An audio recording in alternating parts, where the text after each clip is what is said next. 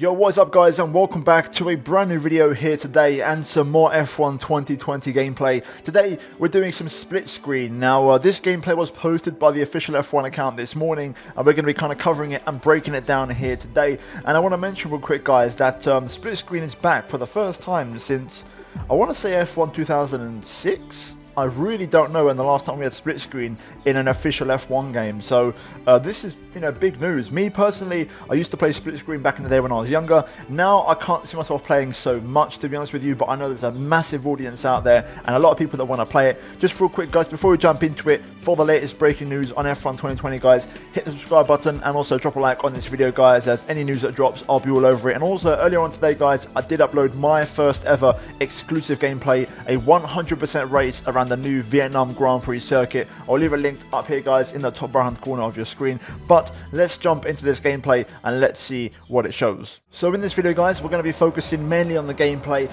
I'm going to have it on in the background with a lowered sound so it's not as loud. I'm not going to show it like traditional trailers because this video is about 4 minutes long, so we're kind of going to run through it and see what happens. So straight away, things to pick out of course is the changed position with the overlay, the OSD on screen.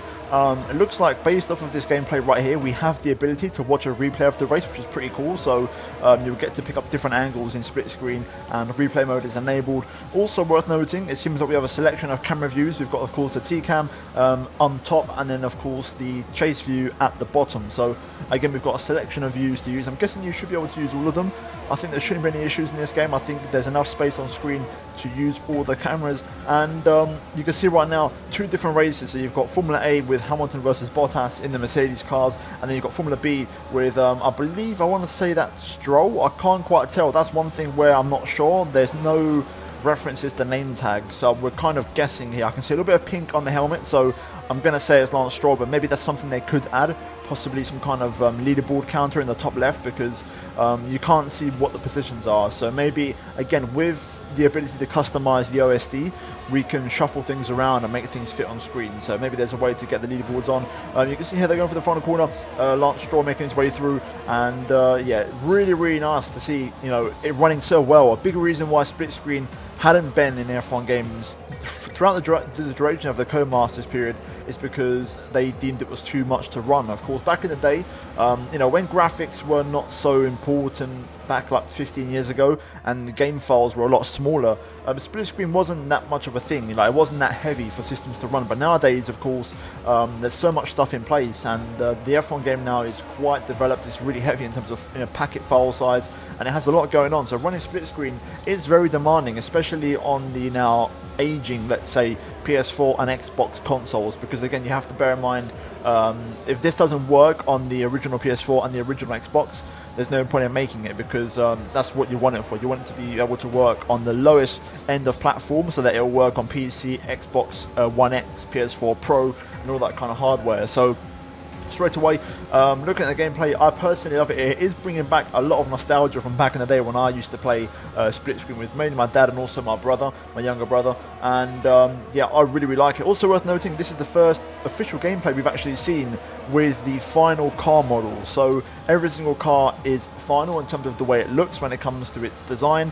It's not just an FOM car with a livery slapped onto it. We'll jump into that detail a little bit later. I'll take a few pictures and you guys will be able to see them in more detail. But yeah, worth noting also the Williams, of course, it's the official Rocket Williams, but that will change, as of course we know what happened in real life. So we'll be keeping an eye on that in the coming weeks to see what happens, and hopefully we'll see some changes soon. But nonetheless, let's focus on the gameplay now for the last part. We've got Stroll here in 8th place, chasing down Grosjean for P7 in the pink Mercedes, and we've also got Bottas hunting down Hamilton for the race win, and it's the last up the race. Here goes Stroll though around the outside, lovely little move, and it's a great overtake there on Romain Grosjean for 7th place. Meanwhile, we're back on board with Valtteri Bottas, who's hunting down Lewis Hamilton on the last lap of the race, and you can see in the bottom right, he's going to deploy the remainder of his ERS and also use the DRS to get the move done. Here he goes to the inside. I can't see in the bottom right the new overtake button, which we do have in single player, so maybe it's not a thing in split screen.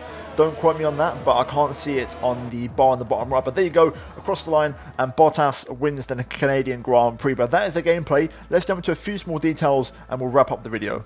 Okay, so now let's delve into a few pictures of the official final cars. And like I mentioned, every single car is now finished. Even the Williams, the chassis is finished. We just need to wait for a redesigned paint, which of course Williams are yet to release. So hopefully we'll find that out soon. So first of all, let's jump into reigning world champions Mercedes. You can see the W11 here in all of its glory. I've taken a few different angles and pictures, of course featuring the brand new design of the paint with the in-air sponsor, with the kind of increased amount of red on the car, and also little details here and there on the front and rear wings, and also from the side as well. One little small detail I've noticed in this year's car seems to have changed is the way the tyres and wheels are profiled. So if you look at the rear wheel / tyre combination, I feel like last year the tyres were actually behind the wheel, so the wheel stuck out the most. They seem to have fixed that this year, and the wheels are actually a little bit closer inside, and the tyres actually are the edge of the surface. Nice little shot here of Hamilton and Bottas, you know, going pretty much almost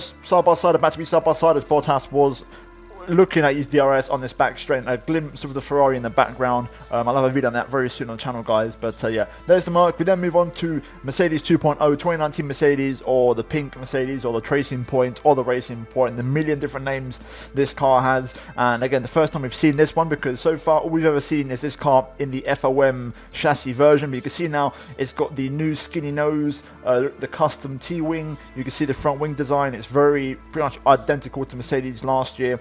And a better shot is one through the final chicane. The only difference, the way to differentiate the 2019 Mercedes to the 2021, they're literally identical except for the side pods. And the Mercedes this year has the high side pod inlet kind of design, whereas the Racing Point, based off of last year's Mercedes, has the more traditional side pod kind of design. Other than that, it is pretty much as you'd expect it to be, and it's great to see. It actually looks much nicer in game, and I'm a big fan of it personally. I can't wait to actually drive this car. I'm a big fan. A few more cars I managed to picture in semi-decent quality was the McLaren. So first time we've seen this car with the new skinnier nose, as you can see on screen. It's got the new kind of black paint design, which makes it very, very narrow, and the halo in orange, as we see Lando Norris going through the final corner, Daniel Ricciardo, and also Esteban Ocon in this. Ocon, I believe, is the Renault behind him. You can see, as we've seen already before, it was the first car to be revealed, but the skinny nose on the Renault. One more shot here, this time both of the Alfa Tauris here, as you can see. I believe it's Gasly ahead of Kvyat going through the final corner,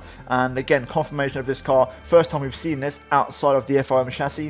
Ways to tell is the nose. It's a little bit wider than the FOM design. Also the T-wing, another way of telling, and also the mirrors, and it's got that very traditional front wing style that of course Red Bull, I believe, also have, and it's a really, really aggressive design. And both of these guys line astern with a few more cars behind them. And then finally, just one more shot showing off the Haas along with the McLaren, kind of confirming, if you look at the McLaren, the nose, how narrow it is. That is definitely a 2020 McLaren with its really, really kind of aggressive swooping down end plates on the front wing. And also the Haas as well, pretty much a carbon copy of, again, the 2019 Ferrari, similar to what Racing Point do. The nose, the way the front wing's designed, the mirrors, the T-wing, the rear wing, the airbox above the helmet is literally a 2019 Ferrari with Haas paint all over it. But guys, that's going to be it from me here today, breaking down the new split screen mode, and also a few pictures here and there confirming that indeed now we have all the final car models, and now it's just a matter of time before the Williams hopefully gets updated once the IRL livery gets released, and we should have a full game on our hands. But guys, if you enjoyed the video, drop a like on it, subscribe if you are new for the latest breaking news regarding F1 2020. I'll have some more gameplay going out on the channel very, very soon, guys, in the Ferrari, so keep your eyes peeled for that one and have the notifications turned on to not miss that video. And finally, check out the two videos on your screen right now if you have missed them. But that is it from me here today, guys, and I'll see you in my next video very soon. But until then, it's goodbye from me.